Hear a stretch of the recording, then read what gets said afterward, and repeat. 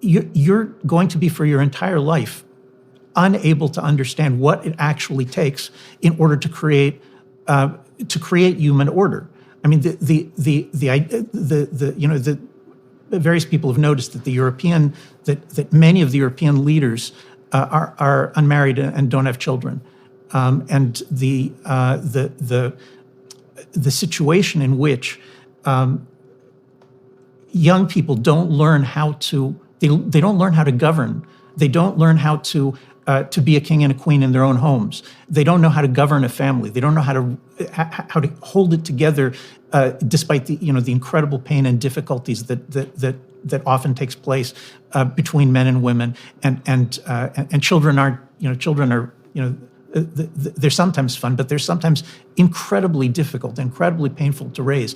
This whole concept that every young man and woman who can do it must take the responsibility to bring life into the world, to create the world anew, to try to build up on the basis of what's been inherited, to try to make it better than what it was in previous generations. That view, I think in many ways, that's like the bedrock Jewish and Christian view, which says, we're not slaves to the gods.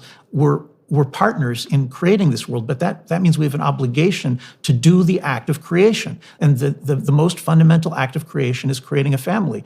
Once you've done that, then, you were hinting to this, then I think you can also learn to create congregations, to uphold nations. All of that flows from the first step of very young people taking responsibility for creating, basically their own little world in a family.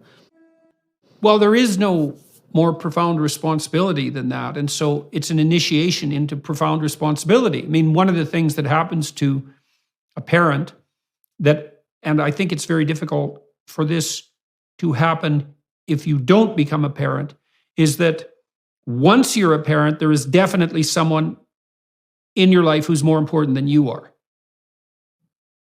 Right? So your orientation to the world, well, I would say it matures properly. And it matures under the force of moral obligation, fundamentally. You have this person now who's, for better or worse, almost entirely dependent on your not so tender mercies, you and your wife, and who's subject to all of your trials and tribulations and inadequacies. And if you have any sense at all, that wakes you up as much as anything will.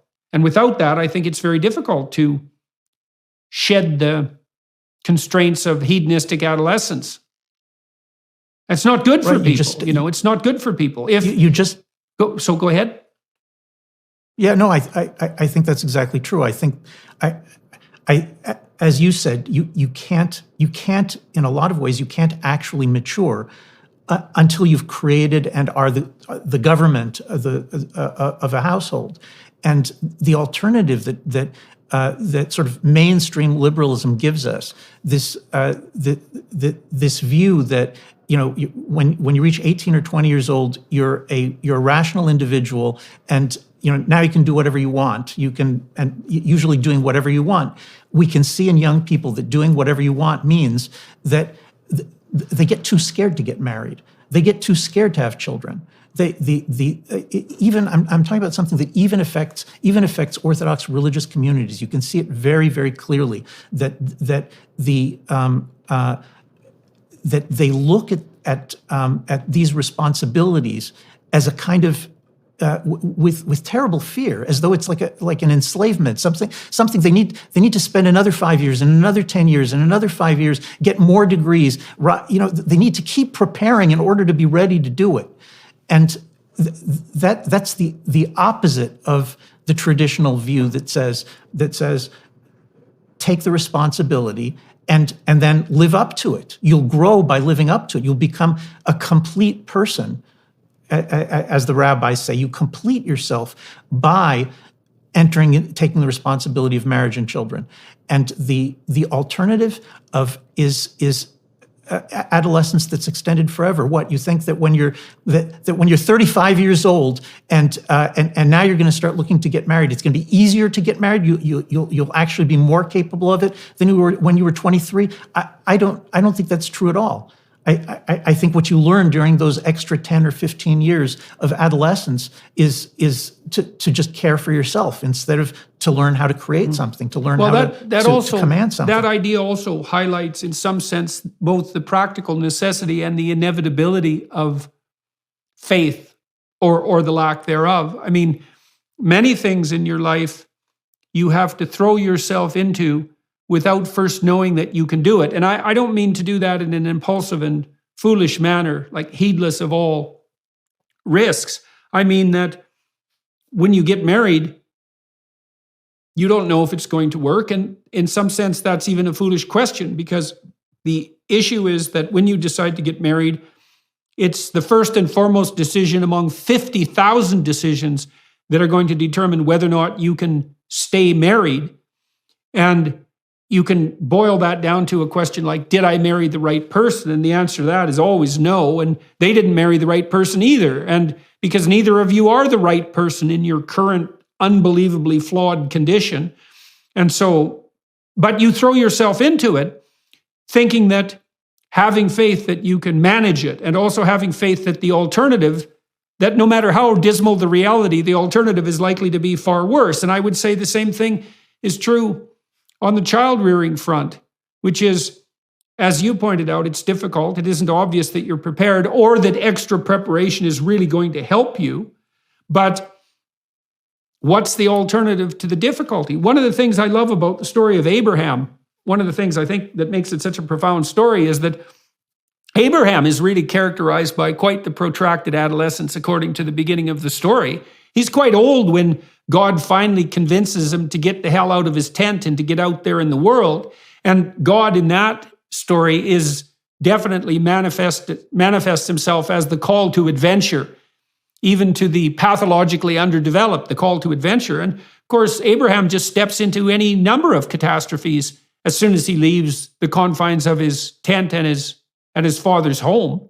But the story is a triumph in its totality, because despite the fact that he encounters tyranny and the likely loss of his wife at the hands of people who are essentially tyrants, and starvation and war and all of the catastrophes of life, he has a great adventure. And that's the adventure, as far as I can tell. It's something like the adventure of truth and dedication and responsibility. And that's very seldom marketed, by conservatives to young people as an adventure. Right? And you said their default position is often to regard these strictures of community as, what would you call it, impediments and impositions on their hedonic freedom. But there's very little of value in that hedonic freedom. And all of the adventure in life, as far as I can tell, is to be found, weirdly enough, in truth and responsibility. Yep, I completely agree. You have God telling Abraham, look, I'm going to give you an opportunity to become a great nation, to become a great tradition, to become a teacher of all the peoples in the world. But that's the biggest adventure that that the prophets could imagine, was setting out to become a teacher to the entire world and to create a great nation that would influence the whole world and would be in covenant with God. The prophets can't imagine a larger scale adventure than that, and yet the whole thing pivots around: you take a wife, you have to have a child, you have to raise that child. That involves hardship, that involves difficulty, and there's all of these descriptions of Abraham's adventures, and it takes many generations until you can see the consequences of the full consequences of what he did. But the first step is taking responsibility, as you say, and now we have to ask.